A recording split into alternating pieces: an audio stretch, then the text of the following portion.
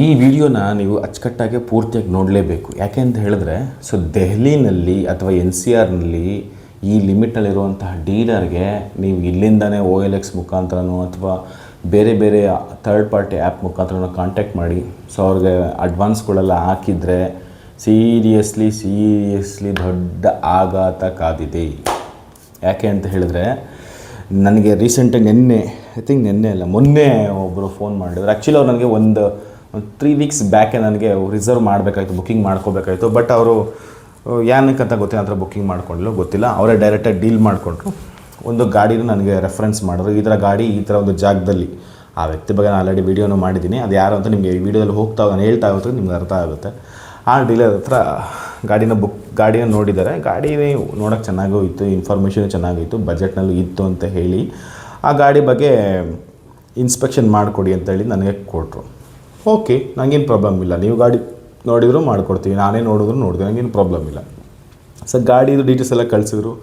ಗಾಡಿ ಎಲ್ಲಿಂದ ಕೇಳಿದ್ರು, ಅರ್ಥ ಆಗೋದು. ಓಕೆ, ಬಟ್ ನನ್ನ ಕರ್ತವ್ಯ ಏನು, ಅವ್ರಿಗೆ ಅದರದ್ದು ಇನ್ಸ್ಪೆಕ್ಷನ್ ಮಾಡ್ಕೊಂಡು ಕೊಡೋದು ನನ್ನ ಕರ್ತವ್ಯ. ಇನ್ಸ್ಪೆಕ್ಷನ್ ಕಳಿಸಿದ್ವಿ. ಇನ್ಸ್ಪೆಕ್ಷನಲ್ಲಿ ಮೆಕ್ಯಾನಿಕಲಿ ಓಕೆ, ಗಾಡಿ ಏನು ಪ್ರಾಬ್ಲಮ್ ಇಲ್ಲ.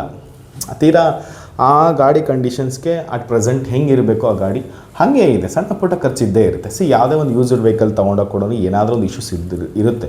ಆ ಗಾಡಿ ಆ ಟೈಮಲ್ಲಿ ಇಶ್ಯೂಸ್ ಇಲ್ಲದೇ ಇರ್ಬೋದು, ಅದು ತಂದಾಗ ಇಶ್ಯೂಸ್ ಬರ್ಬೋದು. ಅದಲ್ಲೇ ಅಂತಲ್ಲ, ನೀವು ಕರ್ನಾಟಕ ಗಾಡಿಗಳು ತೊಗೊಂಡ್ರು ಸೇಮ್, ಯಾವ ಪ್ರಪಂಚದಲ್ಲಿ ಯಾವ್ಯಾವ ಸೆಕೆಂಡ್ ಹ್ಯಾಂಡ್ ಗಾಡಿಗಳು ತೊಗೊಂಡ್ರು ಏನಾದರೂ ಒಂದು ತರಲೆ ಇದ್ದಿದ್ದೇ ಅದು, ಸರಿನಾ? ಬಟ್ ಆ ಪ್ರೈಸ್ ಸ್ವಲ್ಪ ಜಾಸ್ತಿ ಆಯಿತು. ಅದು ನನಗೂ ಹೇಳಿದೆ, ನಾನು ಫೀಲ್ ಮಾಡಿದೆ, ಅವ್ರಿಗೂ ಅದನ್ನು ಹೇಳಿದೆ. ಅದು okay, condition okay, at present ಇರೋ ಸಿಚುವೇಷನ್ಗೆ, ಆ ಕಿಲೋಮೀಟ್ರ್ ಓಡಿರೋದಕ್ಕೆ, ಆ ಏಜ್ಗೆ, ಗಾಡಿದು ಏಜ್ಗೆ ಅದು ಓಕೆ. ಬಟ್ ಅವರು ಏನು ಮಾಡ್ರು, ಇನ್ಸ್ಪೆಕ್ಷನ್ ಮಾಡೋಕ್ಕಿಂತ ಮುಂಚೆ ಅಡ್ವಾನ್ಸ್ ಹಾಕಿ ಅಂತ ಹೇಳಿದ್ದಾರೆ. ನೀವು ಅಡ್ವಾನ್ಸ್ ಮಾಡ್ಕೊಳ್ಳಿ, ಅಡ್ವಾನ್ಸ್ ನಿಮ್ಗೇನೋ ಗಾಡಿ ಓಕೆ ಆಗಲಿ ಅಂದರೆ ಅಡ್ವಾನ್ಸ್ನ ರಿಟರ್ನ್ ಮಾಡ್ತೀನಿ ಅಂತ ಹೇಳಿದ್ರು. ಇವರು ಕೂಡ ಆ್ಯಡ್ ಮಾಡಿದ್ರು. ಅಡ್ವಾನ್ಸ್ನ ತೊಗೊಂಡ್ಮೇಲೆ ಅಡ್ವಾನ್ಸು 25,000 ತೊಗೊಂಡಿದ್ರು. 25,000 ತೊಗೊಂಡಿದ್ರು ಅಡ್ವಾನ್ಸು. ಗಾಡಿ ಎಲ್ಲ ಇನ್ಸ್ಪೆಕ್ಷನ್ ಆಗಿ ರಿಪೋರ್ಟ್ ಕೊಟ್ಟಿದ್ದೀನಿ. ರಿಪೋರ್ಟಲ್ಲಿ ಕೂಡ ಓಕೆ, ಗಾಡಿ ಏನಂತ ಕಳಪೆ ಗಾಡಿ ಏನೆಲ್ಲ ಓಕೆ ಚೆನ್ನಾಗಿದೆ. ಬಟ್ ಇವರು ಕೂಡ ಪ್ರೈಸ್ ಕಮ್ಮಿ ಮಾಡಿಸಿದ್ರು. ನಾನು ಕೂಡ ಕೇಳಿದೆ, ಅವರು ಪ್ರೈಸ್ ಕಮ್ಮಿ ಮಾಡಿಲ್ಲ. ಅವರು ಇನ್ನೊಂದ್ಸಲ ರಿಕ್ವೆಸ್ಟ್ ಮಾಡಿಕೊಂಡ್ರು ಅವ್ರನ್ನ, ಅವರು ಕಮ್ಮಿ ಮಾಡ್ಕೊಂಡಿಲ್ಲ. ಅವ್ರಿಗೂ ಹೆಚ್ಚು ಕಮ್ಮಿ ಒಂದು 40,000 ರಿಂದ 50,000 ಡಿಫ್ರೆನ್ಸ್ ಇತ್ತು, ಸರಿನಾ? ಓಕೆ, ಫೈನಲಿ ಇವರು ಒಂದು ದಿವಸ ಟೈಮ್ ತೊಗೊಂಡು ನನಗೆ ಗಾಡಿ ಬೇಡ ಸರ್, ಕ್ಯಾನ್ಸಲ್ ಮಾಡಿಸ್ಬಿಡಿ ಅಂತ. ಕ್ಯಾನ್ಸಲ್ ಮಾಡೋದಕ್ಕೆ ನಾನು ಹೇಳಿದ್ದಕ್ಕೆ ಅವರು ಆಕೆ ನಿಮಗೆ ಬೇಕಾದರೆ ಕ್ಯಾನ್ಸಲ್ ಮಾಡ್ಕೊಳ್ಳಿ, ಇಲ್ಲಾಂದರೆ ಅದೇ ಪ್ರೈಸೇ ಅಂತ ಹೇಳಿದ್ರು. ಸರಿ ಸರ್, ಕ್ಯಾನ್ಸಲ್ ಮಾಡಿ, ಬೈಯರ್ಗೆ ಇಷ್ಟ ಇಲ್ವಂತ ಹೇಳಿದ್ದಕ್ಕೆ ಓಕೆ ಮಾಡ್ತೀವಿ ಅಂತ ಹೇಳಿ. ಸರ್, ಅವ್ರೇನು ಅಡ್ವಾನ್ಸ್ ನಿಮಗೆ ಕೊಟ್ಟಿದ್ದಾರೋ ಅದನ್ನ ಈ ನಂಬರ್ಗೆ ಫೋನ್ಪೇ ಮಾಡಿಬಿಡಿ ಸರ್ ಅವ್ರಿಗೆ ಅಂತ ಹೇಳಿದ್ದಕ್ಕೆ, ಅಡ್ವಾನ್ಸ್ ರಿಟರ್ನ್ ಮಾಡೋದಕ್ಕಾಗಲ್ಲ, ನಿಮ್ಗೆ ಯಾವುದಾನ ಈ ವೆಹಿಕಲ್ ತೊಗೊಳ್ಳಿ, ಇಲ್ಲ ನಮ್ಮ ಹತ್ರ ಯಾವುದೇ ವೆಹಿಕಲ್ ತೊಗೊಳ್ಳಿ, ಅದಕ್ಕೆ ಅಡ್ಜಸ್ಟ್ ಮಾಡ್ತೀವಿ, ರಿಟರ್ನ್ ಅಂತೂ ಇಲ್ಲ ಅಂದರು. ಅದೇ ವ್ಯಕ್ತಿ ಹೇಳಿದ್ದು ರಿಟರ್ನ್ ಕೊಡ್ತೀನಿ ಅಂತ. ಇವಾಗ ನೋಡ್ರಿ, ಬೇರೆ ವೆಹಿಕಲ್ ತೊಗೊಳ್ಳಿ, ಅವರಲ್ಲಿ ಅಡ್ಜಸ್ಟ್ಮೆಂಟ್ ಮಾಡ್ತೀನಿ ಅಂತ ಹೇಳಿದ್ರೆ ಗೊತ್ತಿಲ್ಲ. ಇದು ನನಗೆ ಐ ಥಿಂಕ್ ಒಂದು 3ನೇ ಕೇಸ್ ಅನಿಸುತ್ತೆ. ಇದಕ್ಕಿಂತ 1-2 ಆಗಿದೆ. ಒಳ್ಳೆ ರೀತಿಯಲ್ಲಿ ಕೊಟ್ಟಿರೋದು ಕೊಡದೆ ಮುಂಡಾಯಿಸಿರೋರೆ. ಬಟ್ ಕೆಲವರು ಏನು ಹೇಳಿದೆ ಏನಾದರೂ ಮಾಡಲಿ, ಅಟ್ಲೀಸ್ಟ್ ಈಗ ನಾನು ಅಡ್ವಾನ್ಸ್ ತೊಗೊಂಡು ನಿಮಗೆಲ್ಲ ಅಷ್ಟು ಕೊಡದೆ ಮಾಡಿದ್ರೆ ಅದೊಂಥರ. ಬಟ್ ಕೊಡ್ತೀನಿ ಅಂತ ಹೇಳಿ, ಅದು ರೆಪ್ಯೂಟೆಡ್ ಡೀಲರು, ಅವ್ರು ಯಾರೋ ಕಳ್ಬೇಕೆ ಡೀಲರ್ ಅಲ್ಲ, ಅವರು ಸುಮಾರು ವರ್ಷಗಳಿಂದ ಫೀಲ್ಡ್ನಲ್ಲಿ ಇರೋವಂಥವ್ರು. ಅವ್ರು ಯಾರೋ ಯಾವುದೋ ಕೂತ್ಕೊಂಡು ಇಲ್ಲ ಮೊನ್ನೆ ಡೀಲರ್ಗಳು ತುಂಬ ವರ್ಷಗಳಿಂದ ಇರೋ ಕಾಲ್ಡ್ ಬ್ರ್ಯಾಂಡ್ಗಳನ್ನ ಬಿಲ್ಡ್ ಮಾಡಿರುವಂತಹ ವ್ಯಕ್ತಿಯವರು. ಇವ್ರ ಬಗ್ಗೆ, ಇವ್ರದ್ದು ನಾನು ಗಾಡಿಗಳು ತುಂಬ ತಂದಿದ್ದೀನಿ. ಇವ್ರ ಬಗ್ಗೆ ನಾನು ಈ ಹಿಂದೆನೂ ಕೂಡ ವಿಡಿಯೋ ಮಾಡಿದ್ದೆ. ಮತ್ತು ಕೊಡೋದೇ ಇಲ್ಲ ಅಂದ್ಬಿಟ್ರು. ನಾನು ಸಾಕಷ್ಟು ಫೋನು ಮಾಡಿದೆ, ಮೆಸೇಜು ಮಾಡಿದೆ, ವಾಯ್ಸ್ ಮೆಸೇಜ್ ಆಗ್ತೆ. ಅವ್ರು ಅಡ್ಜಸ್ಟ್ಮೆಂಟಲ್ಲೇ ಹೇಳ್ತಿದ್ದಾರೆ ವಿನಃ ರಿಟರ್ನ್ ಮಾಡಿಲ್ಲ. ಈ ವಿಡಿಯೋದಲ್ಲಿ ನಮಗೇನು ಅರ್ಥ, ಯಾಕಂದರೆ ಇದನ್ನು ತುಂಬ 2-3 ಇನ್ಸಿಡೆಂಟ್ ಇತ್ತು. ಅದೇ ವ್ಯಕ್ತಿ ಹತ್ರ ನಾನು ಬೇರೆ ಗಾಡಿಗಳು ತಂದಿದ್ದೀನಿ, ಚೆನ್ನಾಗಿರೋ ಗಾಡಿನೂ ಕೊಟ್ಟಿದ್ದೇನೆ, ಚೆನ್ನಾಗಿರೋ ಗಾಡಿ ಕೊಟ್ಟಿದ್ದೇನೆ. That is different. ಓಕೆ, ಗಾಡಿ ವಿಷಯ ಬೇರೆ. ಬಟ್ ನೀನು ಒಪ್ಕೊಂಡಿರೋದೀಯ, ನೀನು ಗಾಡಿ ರಿಟರ್ನ್ ಮಾಡ್ತೀನಿ, ನಿಮ್ಗೆ ಗಾಡಿ ಇಷ್ಟ ಆಗಿ ರಿಟರ್ನ್ ಮಾಡ್ತೀನಿ, ನನಗೂ ಸ್ವಲ್ಪ ಇದು ಬೇಕಲ್ವ, ನಾನು ಕೂಡ ಗ್ರೂಪಲ್ಲಿ ಹಾಕಬೇಕು, ಇನ್ಸ್ಪೆಕ್ಷನ್ಗೆ ನನ್ನ ಗಾಡಿ PDA ಮಾಡೋಕ್ಕೆ ಗಾಡಿ ಕೊಟ್ಟಿದ್ದೀನಿ ಅಂತ ಹೇಳಿದ್ರೆ ನಾನು ಏನೋ ತೋರಿಸ್ಬೇಕು ಅಂತ. ಸರಿ ಆಯಿತು, ಅವ್ನ ಫಾರ್ಮೆಟ್ಸ್ ಪ್ರಕಾರ ಅವ್ರು ಮಾಡಿದ್ದಾರೆ. ಅವ್ರು ಮಾಡಿದಾಗ ಕೂಡ ಅವ್ರು ಹೇಳಿ, ಬಾಯಿ ಮಾತಿಂದ ಹೇಳಿ, ನೀನು ಹೇಳಿ ಕೂಡ ಒಂದೇ ದಿವಸದಲ್ಲಿ ಮಾತನ್ನ ಚೇಂಜ್ ಮಾಡಿದ್ರೆ ರೆಪ್ಯುಟೇಷನ್ ಹಾಳಾಗುತ್ತೆ. ಮೋಸ್ಟ್ಲಿ ನಾನು ಯಾವ ಡೀಲರ್ ಬಗ್ಗೆ ಮಾತಾಡ್ತೀನಿ ಅಂತೇಳಿ ಕಮೆಂಟ್ ಮಾಡಿ ನೋಡೋಣ. ಈ ವ್ಯಕ್ತಿ ಬಗ್ಗೆ ನಾನು ಆಲ್ರೆಡಿ ವಿಡಿಯೋ ಮಾಡಿದ್ದೀನಿ, ನೋಡೋಣ. ಇವರು ಯಾವುದೋ ಒಂದು ವಿಷಯದಲ್ಲಿ ಕಿಂಗ್, ಅರ್ಥ ಆಯಿತು ಅಂತ ಅಂದ್ಕೊಳ್ತೀನಿ. ಅದಕ್ಕೆ ಈ ವಿಡಿಯೋದಲ್ಲಿ ನಿಮ್ಗೆ ಏನು ಹೇಳ್ತಿದ್ದೀನಿ ಅಂತ ಹೇಳಿದ್ರೆ, ನಿಮ್ಗೇನಾದರೂ ಗಾಡಿ ನೋಡಿ ಏನಾದರೂ ನಿಮಗೆ ಓಕೆ ಆರ್ ನಾಟ್ ಓಕೆ ಅಂತಿದ್ದರೆ, ಅಥವಾ ನೀವು ಓಕೆ ಗಾಡಿ ನೋಡಬೇಕು ಅಂತಿದ್ದರೆ, ಸೊ ಆ ವ್ಯಕ್ತಿನ ನೀವು ಇದರಲ್ಲೇ ಜಡ್ಜ್ ಮಾಡ್ಬೋದು. ಆ ವ್ಯಕ್ತಿ ಏನಾದರೂ ಅಡ್ವಾನ್ಸ್ ಕೇಳ್ತಾ ಇದ್ದಾನೆ ಅಂತ ಹೇಳಿದ್ರೆ ಬೇಡ ಬಿಡಿ ಅಂತಲೇ ಹೇಳ್ಬೇಡಿ. ಗಾಡಿ ನೋಡ್ತೀವಿ, ನಮ್ಗೆ ಇಷ್ಟ ಆದರೆ 10 ಅಲ್ಲ 50 ಕೊಡ್ತೀವಿ, ಅದು ಫುಲ್ಲೇ ಮಾಡಿಬಿಡ್ತೀವಿ ಅಂತಲೇ ಹೇಳಿ ಮಾತುಕತೆ ಮಾಡಿಕೊಂಡ್ರೆ ಐ ಥಿಂಕ್ ಬೆಟರ್. ಇದು ನನ್ನ ಮುಖಾಂತರ ಡೀಲ್ ಮಾಡಿದ್ರು ಓಕೆ, ನಿಮ್ಮ ಮುಖಾಂತರ ಡೀಲ್ ಮಾಡಿದ್ರು ಓಕೆ, ಸರಿನಾ? ನನ್ನ ಮುಖಾಂತರ ಡೀಲ್ ಮಾಡೋಕ್ಕೆ ನನಗಲ್ಲಿ PDA ಮಾಡೋರು ನನಗೆ ಲಿಂಕಲ್ಲಿದ್ದಾರೆ, ನನಗೆ ಇನ್ಸ್ಪೆಕ್ಷನ್ ಮಾಡೋ ಲಿಂಕಲ್ಲಿದ್ದಾರೆ, ಟ್ರಾನ್ಸ್ಪೋರ್ಟೇಷನ್ ಮಾಡೋ ಲಿಂಕಲ್ಲಿದ್ದಾರೆ, RTO ಲಿಂಕಲ್ಲಿದೆ, ಪ್ರತಿಯೊಂದು ಇನ್ಫಾರ್ಮೇಷನ್ ಕೂಡ ನನ್ನ ಹತ್ರನೇ ಇದೆ. ಸೊ ಹಂಗಾಗಿ ನನಗೆ ಪ್ರಾಬ್ಲಮ್ ಇಲ್ಲ. ಬಟ್ ನೀವೇ ಏನಾದರೂ ಆನ್ಲೈನ್ ಮುಖಾಂತರ ಹೋಗಿ ಡೀಲ್ ಮಾಡಿಕೊಂಡ್ರೆ ಸೊ ಈ ಥರ ಮೋಸ ಹೋಗೋ ಚಾನ್ಸ್ ಇರುತ್ತೆ. ಮತ್ತು ಡಾಕ್ಯುಮೆಂಟೇಷನ್ ನಿಮಗೆ ಗೊತ್ತಿರೋ ತರಿಸೋದು ಗೊತ್ತಿರೋದಿಲ್ಲ, ಟ್ರಾನ್ಸ್ಪೋರ್ಟೇಷನ್ ಪ್ರಾಬ್ಲಮ್ ಆಗುತ್ತೆ. ವೆರಿ ಇಂಪಾರ್ಟೆಂಟ್ ಈಗ. ಯಾಕಂದರೆ ಎಷ್ಟು ಪ್ರಾಬ್ಲಮ್ ಆಗ್ತಿದೆ ಅಂತ ಹೇಳಿದ್ರೆ ಟ್ರಾನ್ಸ್ಪೋರ್ಟೇಷನಲ್ಲಿ ಮತ್ತು ಡಾಕ್ಯುಮೆಂಟ್ಸ್ಗಳಲ್ಲಿ ಇತ್ತೀಚೆಗೆ RTO ಪ್ರಾಬ್ಲಮ್ ಆಗೋಗಿತ್ತು. ಸೊ ಇವಾಗ ಟ್ರಾನ್ಸ್ಪೋರ್ಟೇಷನ್ ಕೂಡ ಪ್ರಾಬ್ಲಮ್ ಆಗ್ತಿದೆ, ಫ್ಯೂಯಲ್ ಇಶ್ಯೂಸ್ಗಳಾಗ್ತಿದೆ, ಮುಷ್ಕರಗಳು ಶುರುವಾಗಿದೆ. ಸೊ ಇದೆಲ್ಲ ಕಷ್ಟ ಆಗುತ್ತೆ. ಸೊ ಇದೆಲ್ಲ ನಿಮಗೆ ಹ್ಯಾಂಡ್ಲ್ ಮಾಡೋಕ್ಕೆ ಲಿಂಕ್ಸ್ಗಳಿರೋದಿಲ್ಲ. ಸುಮ್ಮನೆ ಏನೋ ನನಗೆ ಕೊಡುವಂಥ ಬುಕ್ಕಿಂಗ್ ಅಮೌಂಟ್ನ ಉಳಿಸೋದಕ್ಕೋಸ್ಕರನೋ ಅಥವಾ ನೀವೇ ಇನ್ನೊಂದು ಹೆಜ್ಜೆ ಹೋಗಿ ನೋಡ್ತೀನೋದಕ್ಕೋಸ್ಕರನೋ ಅಥವಾ ನನ್ನ ಕೈಲಿ ಯಾಕಾಗಲ್ಲ ಅಂತನೋ ಇರ್ಬೋದು. ಅದು ಒಳ್ಳೆಯದೇ. ಅದು ನಿಮಗೆ ಒಂದು ಸ್ಟೆಪ್ ಮುಂದಕ್ಕೆ ಹೋಗಿ ಯೋಚನೆ ಮಾಡೋದು ಥಾಟ್ ಅಪ್ರಿಷಿಯೇಟೆಡ್ ಮಾಡ್ತೀನಿ. ಬಟ್ ಕೆಲವು ಸಲ ನಾವು ಎಲ್ಲೋ ಹೋಗಿ ಇನ್ನೆಲ್ಲೋ ಕಳ್ಕೊಂಡ್ಬಿಡ್ತೀವಿ. ಅದಾಗಬಾರ್ದು. ಅದಕ್ಕೋಸ್ಕರನೇ ಈಗ ನಾನು ವೀಡಿಯೋಸ್ಗಳನ್ನ ಮಾಡೋಂತಕ್ಕಿಂತ ಮುಂಚೆನೂ ನಾನು ಡೆಲ್ಲಿಗೆ ಹೋಗಿ ಬರ್ತಾನೇ ಇದ್ದೀನಿ. ಬಟ್ ನನ್ನ ಉದ್ದೇಶ ಏನು ಗೊತ್ತಾ, ಅಲ್ಲಿ ಕರ್ನಾಟಕದವರು ಸಾಕಷ್ಟು ಜನ ಮೋಸ ಹೋಗ್ತಿದ್ರು, ನನ್ನ ಕಣ್ಣೆದ್ರೇ ಮೋಸ ಹೋಗ್ತಿದ್ರು. ನಾನೇ ಆ ಒಬ್ಬ ವ್ಯಕ್ತಿ ಬರೋಕ್ಕಿಂತ ಮುಂಚೆ ಅದೇ ಗಾಡಿನ ಅವನು ಅಲ್ಲಿರೋಂಥವ್ರಿಗೆ 3.5 ಲಕ್ಷಕ್ಕೆ ಮಾರ್ತಿದ್ದೆ. ಯಾರೋ ಅದೇ ಆ ಏರಿಯಾದವ್ರಿಗೆ, ಆ NCR ಲಿಮಿಟಲ್ಲಿರೋಂಥವ್ರಿಗೆ 3.5 ಲಕ್ಷಕ್ಕೆ ಮಾಡ್ತಿದ್ದೆ. ಅಲ್ಲಿ ನಮ್ಮ ಕರ್ನಾಟಕದವ್ರಿಗೆ 4.25 ಶುರು ಮಾಡಿ 4.25 ಎಂಡ್ ಮಾಡಿ ಕ್ಲೋಸ್ ಮಾಡಿಕೊಡ್ತಿದ್ದೆ. ಐ ಮೀನ್ 1 ಲಕ್ಷ ಅಂದರೆ ಸೌತಲ್ಲಿ ಬಂದಿರೋರ್ಗೇನು ಪೆದ್ದನ ಮಕ್ಕಳು ಅಂತನಾ ಅಥವಾ ಸೌತ್ ಕರ್ನಾಟಕದವ್ರಿಗೆ ಎಷ್ಟು ಚೀಪಾ? ಸೊ ಇದು 1, 2, 3 ಅಲ್ಲ, ಸಾವಿರ. ನಾನು ಓದಾಗೆಲ್ಲ ಈ ಥರದ್ದು ಏನೋ ಸ್ಪೆಷಲಿ ನಮ್ಮ ಕರ್ನಾಟಕ ಅಂತನಲ್ಲ. ಸೊ ಅವ್ರ ಪ್ರಕಾರ ಏನು ಸೌತಿಂದ ಬಂದಿದ್ದಾರೆ ಅಂತ ಹೇಳಿದ್ರೆ ಬಕ್ರಾಗಳು. ಸೌತವ್ರಿಗೆ ಗೊತ್ತಿರೋದಂದರೆ ದೆಹಲಿನಲ್ಲಿ ಕಡಿಮೆ ಬೆಲೆಗೆ ಗಾಡಿಗಳು ಸಿಗುತ್ತೆ. ಅವ್ರಿಗೆ ಡಾಕ್ಯುಮೆಂಟ್ಸ್ ಮ್ಯಾಟ್ರ್ ಆಗೋಲ್ಲ, ಗಾಡಿ ಕಂಡೀಷನ್ ಮ್ಯಾಟ್ರ್ ಆಗೋಲ್ಲ, ಗಾಡಿ ಟ್ರಾನ್ಸ್ಪೋರ್ಟೇಷನ್ ಮ್ಯಾಟ್ರ್ ಆಗೋಲ್ಲ, ಆಫ್ಟರ್ ಸೇಲ್ಸ್ ಮ್ಯಾಟ್ರ್ ಆಗೋಲ್ಲ. ಸೊ ಇದನ್ನು ತಲೆಯಿಂದ ಹೊಕ್ಕುಬಿಟ್ಟಿದೆ. ಯಾಕಂದರೆ ನಮ್ಮಲ್ಲಿ ಹಂಗೆ ನಡ್ಕೊಳ್ತಿದ್ದೀವಿ. ನಮ್ಮ ಪ್ರಕಾರ ನಮಗೆ ದೆಹಲಿ ಅಂದರೆ ಕಮ್ಮಿ, ಇಲ್ಲಿಗಿಂತ ಕಮ್ಮಿ, ₹1,00,000 ಸೇವ್ ಮಾಡಿ 2 ಲಕ್ಷ. ಹೌದು, ನಿಜ, ಎಲ್ಲನೂ ಕರೆಕ್ಟೇ. ಬಟ್ ಕರೆಕ್ಟ್ ವೇನಲ್ಲಿ ಡೀಲ್ ಮಾಡೋದು ಅದು ಕರೆಕ್ಟೇ. ಈಗ ನಾನು ಕ್ರಿಸ್ಟಾಗಳನ್ನ ತರ್ತೀನಿ, ನಾನು XUVಗಳನ್ನ ತರ್ತೀನಿ, ನಾನು ಸ್ವಿಫ್ಟ್ಗಳನ್ನ ತರ್ತೀನಿ, ಬ್ರಿಜಾ ತರ್ತೀನಿ, ಎಲ್ಲನೂ ತರ್ತೀನಿ. ಸಮ್ಟೈಮ್ಸ್ ಹೈ ಮಾರ್ಜಿನ್ ಲಾಭನೂ ಆಗುತ್ತೆ ಬೈಯರ್ಗೆ, ಸಮ್ಟೈಮ್ಸ್ ಮಿನಿಮಲಿಸ್ಟಿಕ್ಕಾಗಿ ಲಾಭ ಆಗುತ್ತೆ. But it's okay. ಈಗ ನಾನು ಲಾಸ್ಟ್ W10 ತಂದಾಗ ತುಂಬ ಚೆನ್ನಾಗಿ ಸಿಕ್ಕಿತ್ತು ಗಾಡಿ, ಒಳ್ಳೆ ಮಾರ್ಜಿನಲ್ಲಿ ಸಿಕ್ಕಿತ್ತು. ಬಟ್ ಮೊನ್ನೆ ಒಂದು ಬುಕ್ ಮಾಡಿದ್ವಿ, ಪಾಣಿಪತಿನೂ ತರಿಸಿದ್ವಿ, ಅದರಲ್ಲಿನ ಅಷ್ಟೊಂದು ಆಗಲಿಲ್ಲ. ಬಟ್ ಎನಿವೆ ಗಾಡಿ ಒಳ್ಳೆಯದಿತ್ತು, ಗಾಡಿ ಅದಕ್ಕಿಂತಲೂ ಚೆನ್ನಾಗಿತ್ತು. ಒಳ್ಳೆ ಒಬ್ಬ ಬೈಯರ್ ಏನು ಅಂದ್ಕೊಂಡಿದ್ದೋ ಕಲರು, ಆ ಸ್ಪೆಸಿಫಿಕೇಷನ್ ಹಾಗೆ ಇತ್ತು. ಬಟ್ ಅಷ್ಟೊಂದು ಮಾರ್ಜಿನ್ ಸಿಕ್ಕಲಿಲ್ಲ. But it's okay. ಬಟ್ ಎಲ್ಲ ಟೈಮು ನಾವು ದುಡ್ಡನ್ನೇ ಮ್ಯಾಟ್ರ್ ಮಾಡೋದಕ್ಕಾಗಲ್ಲ. ಸೊ ಗಾಡಿ ಕಂಡೀಷನು ಮುಖ್ಯ ಆಗುತ್ತೆ, ಡಾಕ್ಯುಮೆಂಟೇಷನ್ ಅದಕ್ಕಿಂತಲೂ ಮುಖ್ಯ ಆಗುತ್ತೆ. ಬಿಕಾಸ್ ಯಾಕಂದರೆ ಸಮ್ ಕ್ರೈಮ್ ಇನ್ವಾಲ್ವ್ಮೆಂಟ್ ಆಗಿರೋಂಥ ಗಾಡಿಗಳ್ದು ಚರಿತ್ರೆ ನಮಗೆ ಟ್ರಾಫಿಕಲ್ಲಿ ತೋರಿಸಲ್ಲ. ನೀವು ಆ ಗಾಡಿ ನಂಬರ್ ಹಾಕಿ ಕೊಡಿದ್ರೆ ಅದು ಇನ್ಶೂರೆನ್ಸ್ ಎಲ್ಲಿವರೆಗೈತೆ, PUC ಎಲ್ಲಿವರೆಗೈತೆ, ಗಾಡಿದು IS ಎಷ್ಟಿದೆ, FC ಎಲ್ಲಿವರೆಗಿದೆ, ಓನರ್ ಎಷ್ಟನೇದು, ಇದು ಗೊತ್ತಾಗ್ಬೋದು, ಎಷ್ಟು ಟ್ರಾಫಿಕ್ ಫೈನ್ ಇದೆ ಗೊತ್ತಾಗುತ್ತೆ. ಬಟ್ ಆ ಗಾಡಿ ನನ್ನ ಮಗನಿಗೆ ಗುದ್ದು ಬಂದಿದೆಯಾ ಗೊತ್ತಾಗಲ್ವಲ್ಲ.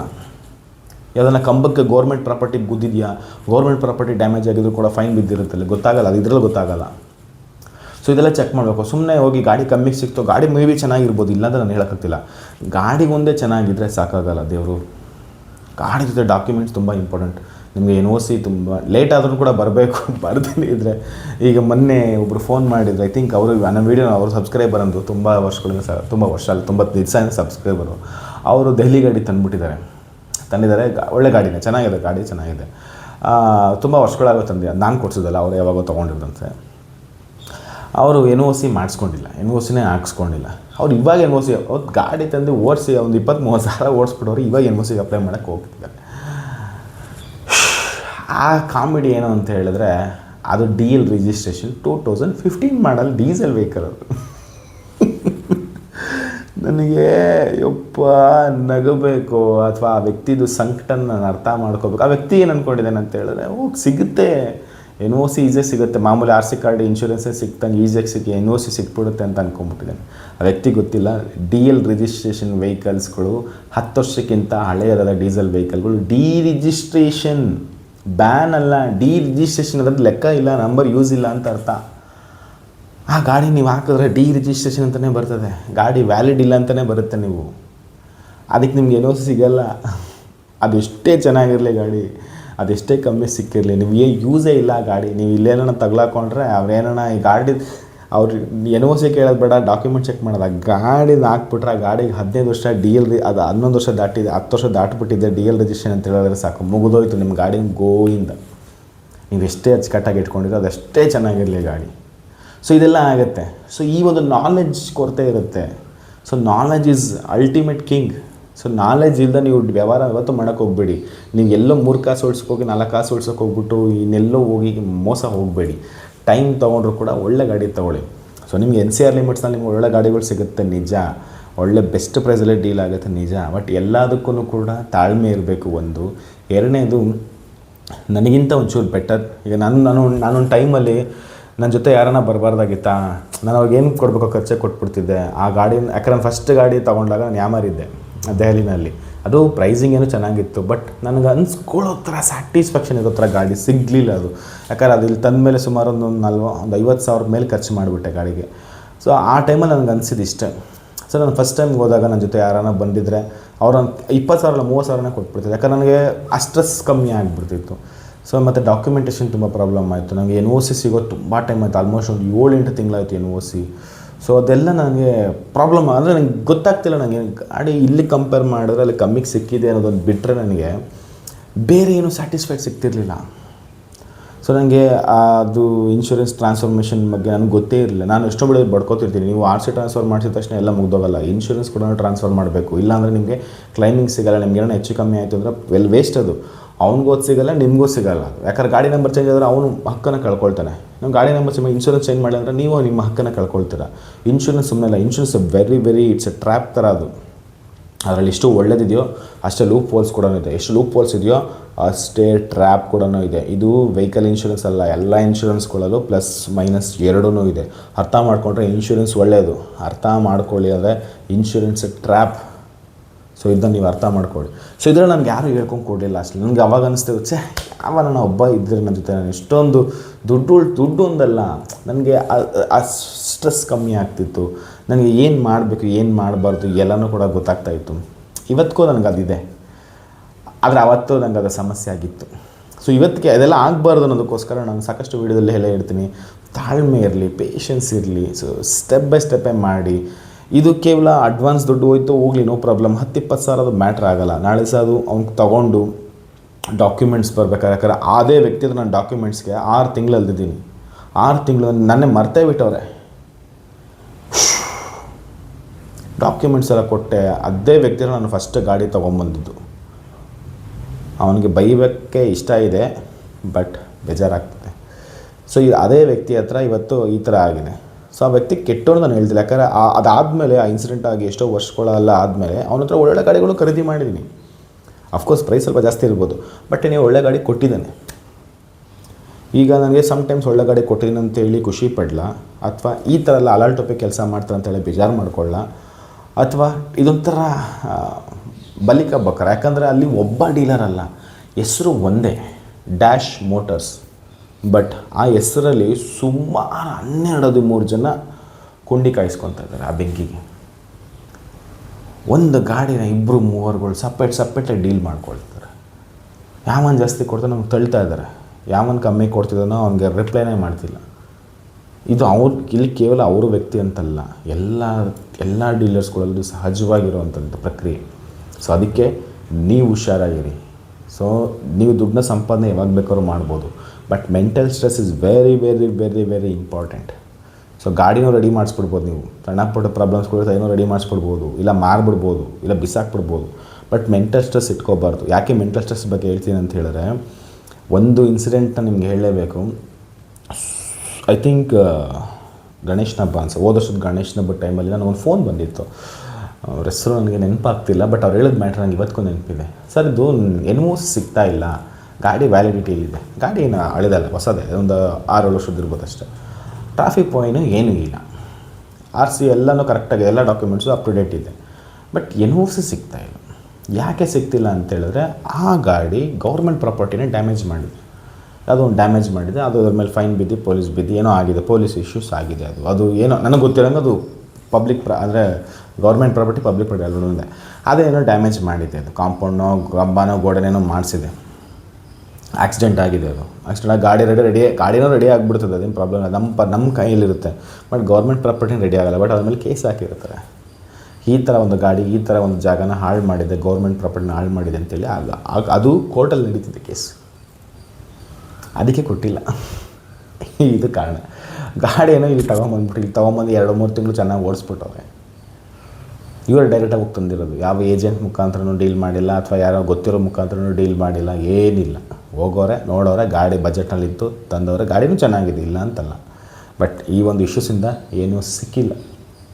ಆಮೇಲೆ ಯಾವನಾದ್ರು ತೊಗೊಂಡು ಅವನ ಹತ್ರ ಹೋಗಿ ಒಂದು ಅರ್ಥ ಮಾಡ್ಕೊಳ್ಳಿ, ಒಬ್ಬ ಡೀಲರ್ ಹತ್ರ ನೀವು ಗಾಡಿ ತಂದಮೇಲೆ ಎಲ್ಲ ಕೆಲಸ ಮುಗ್ದೋಗಿರ್ತದೆ ಅಷ್ಟೇ. ಅವ್ನು ನಿಮಗೆ ಮತ್ತೆ ಜಾಸ್ತಿ ತಲೆ ಕೆಡ್ಸ್ಕೊಳಕ್ಕೆ ಹೋಗೋಲ್ಲ. ಇದು ನೆನ್ಪಿಟ್ಕೊಳ್ಳಿ. ನೀವೇನಾದರೂ ಅವನ ಹತ್ರ ಪದೇ ವ್ಯವಹಾರ ಮಾಡ್ತೀನಿ ಅಂದರೆ ಮಾತ್ರ ಅವ್ನು ನಿಮಗೆ ರೆಸ್ಪಾನ್ಸ್ ಮಾಡ್ತಾನೆ.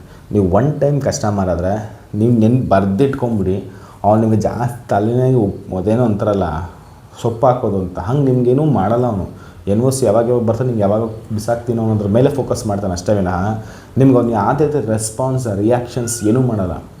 ಇದು ನೀವು ತಲೆ ಚೆನ್ನಾಗಿ ನೆನ್ಪಿಟ್ಕೊಳ್ಳಿ. ಯಾಕಂದ್ರೆ ನಾನು ಅನುಭವಿಸ್ತೀನಿ. ಯಾಕಂದ್ರೆ ನಾನು ಸ್ಟಾರ್ಟಿಂಗಲ್ಲಿ ನಾನು ಈ ಥರದ್ದೆಲ್ಲ ಏನೂ ಮಾಡ್ತಿರ್ಲಿಲ್ಲ. ಅವಾಗ ಯಾರಿಗೂ ಇನ್ನೊಬ್ಬರು ಗಾಡಿ ಕೊಡಿಸೋದು, ನಾನು ಗಾಡಿ ಹಂಗಿಲ್ಲ. ನನ್ನ ಪರ್ಸ್ನಲ್ ಹಿತಾಸಕ್ತಿಗೆ ಹೋಗಿ ನಾನು ಗಾಡಿ ತೊಗೊಂಬರ್ತಿದ್ದೆ. ಇದು ತಂದಮೇಲೆ ನಾನು ಹೇಳಿದ್ನಲ್ಲ, ಈಗ ಆ ಕಿತ್ತೋದು ನನ್ನ ಮಗನ ನನಗೆ NOCನೇ ತೆಗ್ದಿಲ್ಲ. ಪೇಪರ್ ಸ್ಕೆಚ್ ಮಾಡಬೇಕು, ಅದಕ್ಕೆ ಚಾಸಿ ನಂಬರ್ ಎಲ್ಲ ಅದೇ ಮಾಡಿಲ್ಲ. ಅದು ನಾನು ಇಲ್ಲಿಗೆ ಬಂದು ನಾನು ಯಾವಾಗೋ ಟೈಮಲ್ಲಿ ತೊಗೊಂಡಿದ್ದು ಗಾಡಿ ಸುಮಾರು 6 ತಿಂಗಳ ಮೇಲೆ ನಾನು ಪೆನ್ಸಿಲ್ ಸ್ಕೆಚ್ ಮಾಡಿ ನಾನು ಕಳಿಸಿದ್ದೀನಿ. ಅದು ಅವ್ರ ಹತ್ರ ಇದು ಕಳ್ದಾಕೋರೋ ಮಾಡಿಲ್ವೋ ಏನೋ ಗೊತ್ತಿಲ್ಲ. ರೆಪ್ಯೂಟೆಡ್ ಡೀಲರ್ ಅವನು, ಕಿತ್ತೋದು ನನ್ನ ಮಗ. ಅದನ್ನು ನಾನು ಮಾಡಬೇಕು, ಅದು ಬೈಯರ್ ಮಾಡಬೇಕು. ಅದೆಲ್ಲ ಏನೋ ಫೈಲ್ ಮಿಸ್ ಆಗಿರೋ ಮಾಡ್ಬೋದು. ಫೈಲ್ ಮಿಸ್ ಆಗಿರೋದಲ್ಲ, ಫೈಲ್ ಮಿಸ್ ಆದರೆ ಇಮಿಡಿಯೇಟ್ಲಿ ಹೇಳಬೇಕು. ನಮಗೆ 1 ವಾರ 2 ವಾರದಲ್ಲಿ ಹೇಳಬೇಕು, ಹಿಂಗೆ ನಿಮ್ದೇನೋ ಮಿಸ್ ಆಗಿದೆ ಮಾಡ್ಕೊಡಿ ಅಂತ. 6 ತಿಂಗಳು ಬರುತ್ತೆ ಅಂತ ಹೇಳಿ, ಇವಾಗ ನೋಡ್ರಿ ಪೆನ್ಸಿಲ್ ಸ್ಕೆಚ್ಚೇ ಇಲ್ಲ ಅಂದರೆ ಅದರ ಅರ್ಥ ನೀವೇನು ಡಾಕ್ಯುಮೆಂಟೇಷನ್ಸೇ ಮಾಡಿಲ್ಲ ಅಂತ ಅರ್ಥ.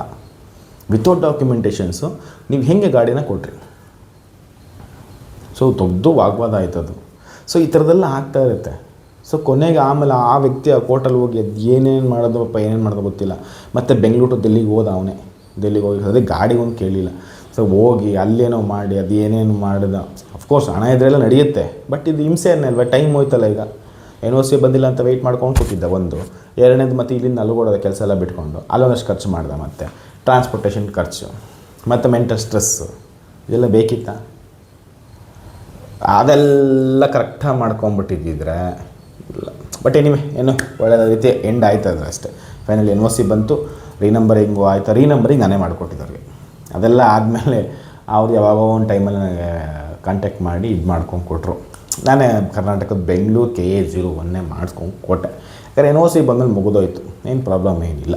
ಸೊ ಇಷ್ಟೇ, ಬೇರೆ ಏನಿಲ್ಲ. So be careful. ಈ ಥರ ಅಡ್ವಾನ್ಸ್ ಹಾಕ್ಸ್ಕೊಳ್ಳೋಕ್ಕಿಂತ ಮುಂಚೆ ಅವ್ರಿಗೆ ಹೇಳ್ಬಿಡಿ, ಪ್ರೈಸ್ ಮಾತಾಡ್ಕೊಂಬಿಡಿ. ಗಾಡಿ ಚೆನ್ನಾಗಿತ್ತು ಅಂದರೆ ಇಮ್ಮಿಡಿಯೇಟ್ಲಿ ಪಿಕಪ್ ಅಂತ ಹೇಳಿ ಗಾಡಿಗೆ ಇನ್ಸ್ಪೆಕ್ಟ್ ಮಾಡಿಸ್ಕೊಂಡು ಕೊಟ್ಟರೆ ಅವರೆಲ್ಲ ಹಂಗಾರೆ ಚೆಕ್ ಮಾಡ್ತಾರೆ. ಮನ್ನಾ ಪುಟ್ಟದಿದ್ದರೆ ಇಟ್ಸ್ ಓಕೆ. ಬಟ್ ಜಾಸ್ತಿ ಇತ್ತು ಅಂತ ಹೇಳಿದ್ರೆ ಅದನ್ನೊಂದು ಅಂದಾಜು ಕಾಸ್ಟ್ ಇಷ್ಟು ಅಂತ ಇರುತ್ತೆ. ಈಗ ಸಸ್ಪೆನ್ಷನ್ ಅಂತ ಹೇಳಿದ್ರೆ ಹೆಚ್ಚು ಕಮ್ಮಿ ಒಂದು 20,000 ರಿಂದ 40,000-50,000 ಲಕ್ಷವರೆಗೂ ಇರ್ತದೆ. ಆ ಗಾಡಿಗೆ ತಕ್ಕಂಗಿರುತ್ತೆ. ಅದ್ರ ಬೇಸ್ ಮೇಲೆ ನೋಡಿಬಿಟ್ಟು ನಾವು ನೆಟ್ಟಲ್ಲಿ ಚೆಕ್ ಮಾಡಿದ್ರೆ ಗೊತ್ತಾಗ್ಬಿಡುತ್ತೆ. ಈಗ ಡಸ್ಟ್ ಅದು ಸಸ್ಪೆನ್ಷನ್ ಎಷ್ಟು ಗೊತ್ತಾಗ್ಬಿಡುತ್ತೆ. ಒಂದು 10,000 ಎಕ್ಸ್ಟ್ರಾ ಇಟ್ಕೊಂಡು 30,000 ಮೈನಸ್ ಮಾಡಿಸ್ಕೊಳ್ಳಿ. ಹಾಗೆ ಕೇಳಿ, ವರ್ಕೌಟ್ ಆಯಿತು ಅಂದರೆ ಡೀಲ್ ಮುಗಿಸ್ಕೊಳ್ಳಿ. ಇಲ್ಲ ಬಿಟ್ಟಾಕಿ ಬೇರೆದು ನೋಡಿ, ಇನ್ಸ್ಪೆಕ್ಷನ್ ದುಡ್ಡು ಹೋದರೆ ಹೋಯ್ತು, ಸ್ಟ್ರೆಸ್ ಕಮ್ಮಿ ಆಯ್ತಲ್ಲ. ಸೊ ಈ ಥರ ನೀವು ಹ್ಯಾಂಡ್ಲ್ ಮಾಡೋದನ್ನ ಪ್ರಾಕ್ಟೀಸ್ ಮಾಡಿ. Thank you so much and by.